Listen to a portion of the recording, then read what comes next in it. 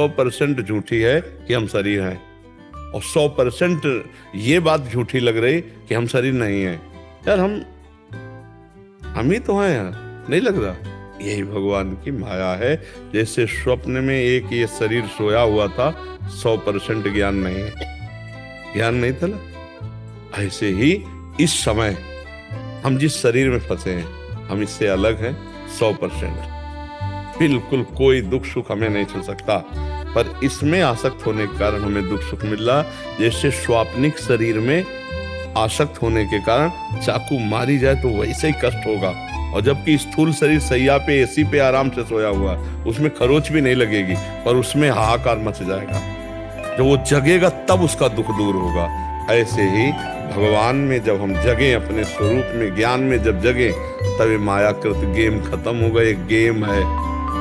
एक दिन सुदामा जी ने भगवान से द्वारिकाधीश के साथ समुद्र नहाने जा रहे थे, तो कहा प्रभु तुम्हारी माया क्या है, हम देखना चाहते हैं। भगवान ने कहा स्नान करो, बाद में इस पर चर्चा होगी।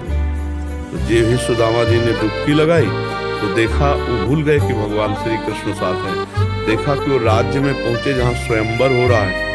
अरे ये तो सुदामा जी श्री कृष्ण के मित्र हैं। तत्काल उनका स्वयंवर में स्वागत हुआ और राजकुमारी ने उनको जयमाला पहुंचा, वो वहां के राजा बन गए। अब वो कुछ दिनों बाद संतान उत्पन्न हुई, कई संतानें हो गई। इसके बाद वो पत्नी मर गई, तो वहां का नियम था, जैसे अपने यहाँ पहले था नियम कि पति के साथ पतिव्रता चिता में चढ़ जाती थी, तो वहां था पत्नी के साथ पति को चिता में जलाया जाएगा। अब सुदामा जी को बांध लिया गया जलाने के लिए।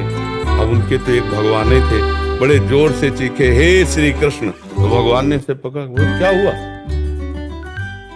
बोले प्रभु, बोले अभी तो डुबकी मारी थी, अब बोले ब्याह हो गया, लड़का बच्चा हो गया, वहां जलाए जा रहे थे। बोले यही मेरी माया है। 2 घड़ी में पूरे ब्रह्मांड को रच दिया, वो परमात्मा है।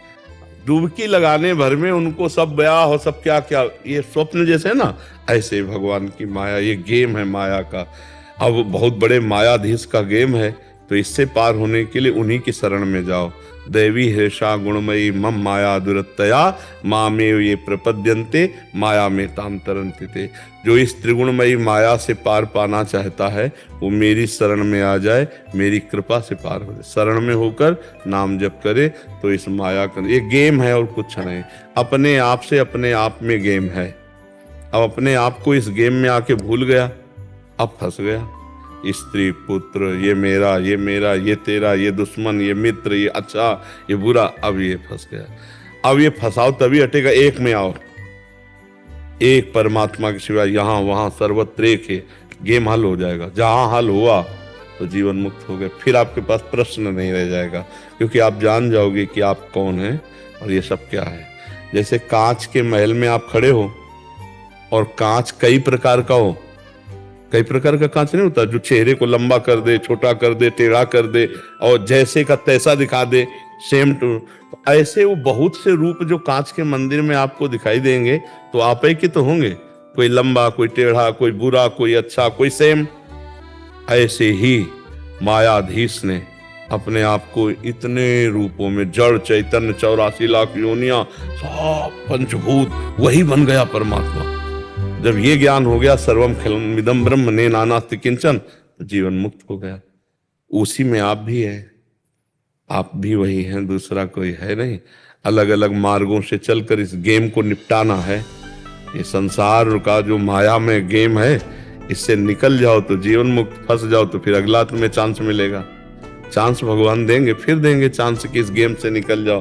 पर ये गेम ऐसा सुनहरा है, ऐसा मनोरम है, ऐसा आनंददायक लगता है कि नाली का कीड़ा नाली में भी जीवित रहना चाहता है, वो उसी में रहना चाहता है। शूकर बिष्ठा खा के उसी में रहना चाहता है।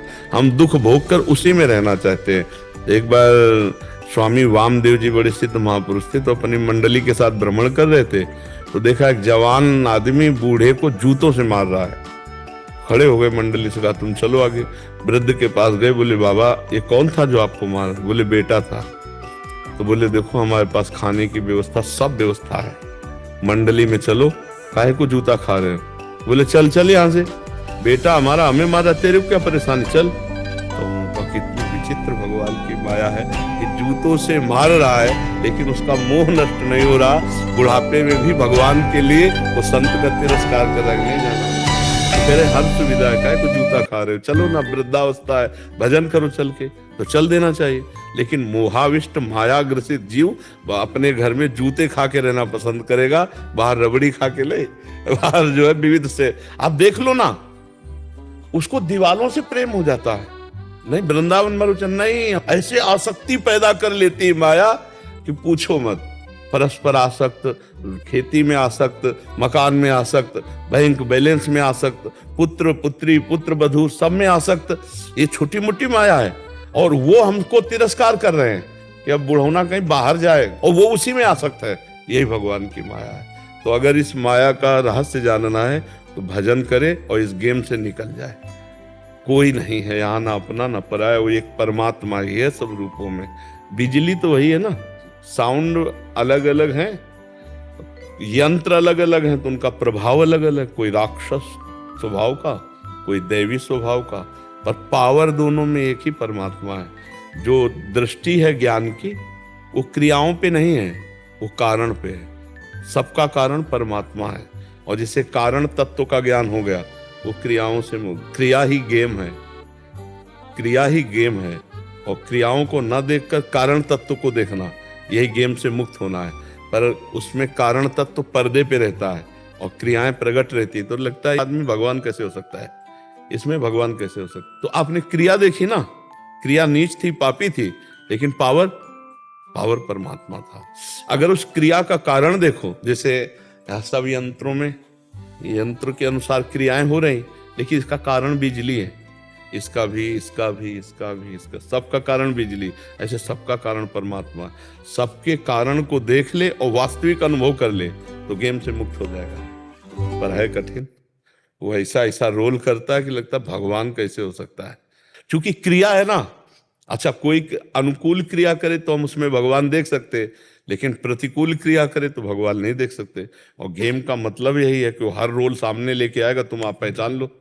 जैसे एक बात है कि हम तुमको सर्वोपरि नाम देंगे, हम भेष बदल के आएंगे, तुम्हें पहचानना है। और वो इतना बड़ा जादूगर ऐसा भेष